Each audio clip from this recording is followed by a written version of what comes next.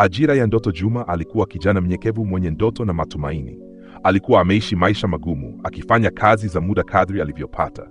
Siku moja alipewa kazi iliyogeuzwa kuwa fursa isiyotarajiwa, kuwa dereva wa kibinafsi wa mfanyabiashara tajiri mjini, Bwana Hamisi. Hii ilikuwa nafasi ambayo ingemwezesha kujenga maisha yake upya. Alipofika nyumbani kwa bosi wake, macho yake yalikutana na sura ya mwanamke mwenye haiba, Bi Leila, mke wa Bwana Hamisi. Ilionekana kama picha ya heshima, mavazi mazuri, kelele nyepesi za tabasamu na lugha ya mwili iliyochangamka. Kwa Juma hiyo tabasamu ilikuwa kama taa kichwani ambayo ilimridhisha kwa namna isiyoelezeka. Mwanzo wa ukaribu. Kazi ya Juma ilikuwa wazi na rahisi: kumpeleka bosi kwake ofisini asubuhi na kumletea mapema nyumbani. Baadhi ya siku, kazi hiyo ilihusisha pia kumpeleka Bi Leila kwa shughuli za kijamii au manunuzi.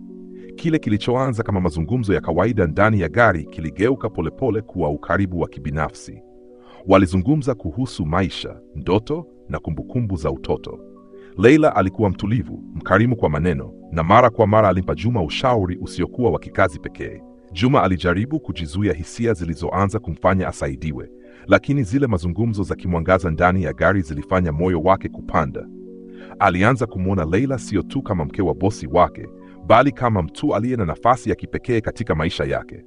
Mwisho wa mwangaza wa uwazi, mambo yalibadilika taratibu lakini kwa nguvu. Usiri wa ndoto zao ulianza kuweza mizigo. Simu zilizopewa siri, ujumbe mfupi usiofaa kwa kazi, na kukaa kwa muda mrefu zaidi kwenye maeneo ambayo walijificha kwa matumizi ya kibinafsi. Ilionekana kama uharibifu mdogo, kila ikiwa ndogo, lakini ikijikusanya hadi kuwa kubwa. Huwa mvua kubwa siku moja ilitokea. Gari lilisimama pembeni na walikaa wakiwa wamefungwa ndani, wakisubiri mvua ipungue.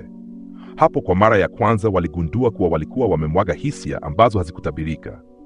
Hata hivyo, walijua pia kuwa maisha yao yalikuwa yameingia katika hatari. Ili kupata simulizi na hadithi nyingi tamu, tafadhali subscribe kwenye channel yetu ya YouTube, Chazi the Storyteller, na pia tufuate kwenye TikTok. Mdundo wa mashaka nyumbani. Mtu wa karibu alikuwa akifuatilia kwa macho ya tahadhari. Afisa wa usalama wa nyumba alithibitisha mabadiliko. Alikuwa mtu mtulivu, mwenye kazi yake ya kulinda mali bila kutoa sauti nyingi, lakini aliona madoa madogo ya tukio: simu ambazo zililazwa kwa siri, mabadiliko ya tabia na nusu tabasamu la Leila wakati Juma alipokuwa akimkabidhi bosi wake gari. Hasara ya uaminifu ilianza kuonekana kwa hatua ndogo. Afisa huyo alianza kumfuatilia Juma kimya kimya, akikusanya matukio ili kuelewa ni nini kinatokea. Hakukuwa na kelele kubwa, alikuwa akikusanya tu ushahidi kwa maana yake mwenyewe. Mwangwi wa kweli. Siku moja, Bwana Hamisi alirudi nyumbani bila kutarajiwa, akiwa na siku ndefu ya safari ya kibiashara. Hakuwa taarifa yoyote juu ya hatua yake hiyo, na hakuwataka waonyeshe mshtuko. Alikuja nyumbani akiwa mtulivu, uliojaa nagma za hofu ambazo zilikuwa zimelindwa mbali chini ya mwili wake. Usiku huo alipita sebuleni polepole hadi eneo la kukaa. Alisikia sauti ambazo hazikustahili kuwepo nyumbani mwake. Bila kuja na fujo, aliamua kutazama kabla ya kuzungumza. Kamera za nyumbani zilikuwa zikirekodi wakati huo, na hata matukio madogo yalikuwa yakishikwa kwa urahisi. Ndani ya chumba, Juma na Leila walikuwa wakitawaliwa na wapya wa huruma na majipu ya hisia. Walipogundua kuwa walikuwa wanaangaziwa, hisia za giza zilichukua nafasi. Bwana Hamisi hakupiga kelele, alitazama tu mchakato wa kumfuta bila ya kuumia au kujeruhi. Alionyesha rekodi bila ya hitaji la maneno mengi, na ilionyesha kila kitu: maneno, mikutano, bila kuondoa hata hakika ya mashaka. Mambo yamevunjika. Bwana Hamisi alifanya uamuzi wa kutulia lakini wa wazi. Hakumatia mashaka ya kiholela. Badala yake, alichukua hatua ambayo ilikuwa kali kwa njia yake mwenyewe. Alifanya mazungumzo mafupi na Juma, kimya kimya, bila ya kupeperusha hadharani. Alimwambia Juma kusimama tayari kwa kusonga mbali na nyumba yake, na alipa mdundo wa mwanga kwamba maisha yake yangebadilika milele. Leila alikosa sauti. Alijua anapoteza zaidi ya ndoa yake. Alikuwa analazimika kukabiliana na aibu ya umma, hasara ya heshima na uamuzi wa mume wake. Juma kwa upande wake alihisi uzito wa kosa lake kama jiwe la machungwa. Alihitaji kukimbia kabla mambo yakaendelea kuwa mabaya zaidi. Kifo cha siri.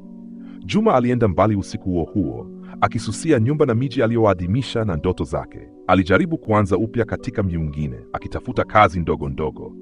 Lakini kivuli cha uhusiano ule kilikuwa kikiishi kama kivuli cha zamani kilichong'aa juu ya shingo yake. Hata kama alifanya kazi kwa bidii, watu walio karibu walihisi baadhi ya mabadiliko. Enya ya Leila alimkabili mume wake kwa deni la maisha yaliyochanganyika. Walikabili masuala yao ya ndoa kwa uangalifu mkubwa. Alikuwa jambo kubwa kwa bosi wake ambaye alikuwa mtu wa busara, lakini pia mwenye kiburi. Wote walijikuta wakibadilika. Ndoa irekebishwa kwa baadhi ya nyenzo, lakini hakuna kitu kilichopotea kimataifa. Heshima irejea kwa kiasi, lakini alama za zamani zilibakia, ikimwonya kila mmoja aliyepita. Kutafuta taa mpya. Miaka mingi baadaye, Juma alipata kazi nyingine na mijadala mpya. Alifanya kazi ngumu ili kujenga uaminifu mpya. Alikumbuka somo moja lililo wazi: uvumilivu wa kimaadili hauwezi kuuzwa kwa faida ya muda. Aliweza kupata marafiki wapya, akafanya kazi bila kutaka tena mambo yasiyo sahihi. Alielewa kuwa njia ya busara ni kuishi maisha ya heshima. Nafasi za Leila zilikuwa ngumu zaidi. Aliamua kutafuta msaada wa ushauri wa ndoa na kujenga tena msingi wa maisha yake mwenyewe. Hapo aligundua thamani ya uwazi na umuhimu wa kutafuta msaada badala ya kujiona peke yake. Hii channel ya Chazi the Storyteller ni nzuri sana. Hakikisha umesubscribe hapo chini. Ndio, na pia tufuate kwenye TikTok, utapenda content yao.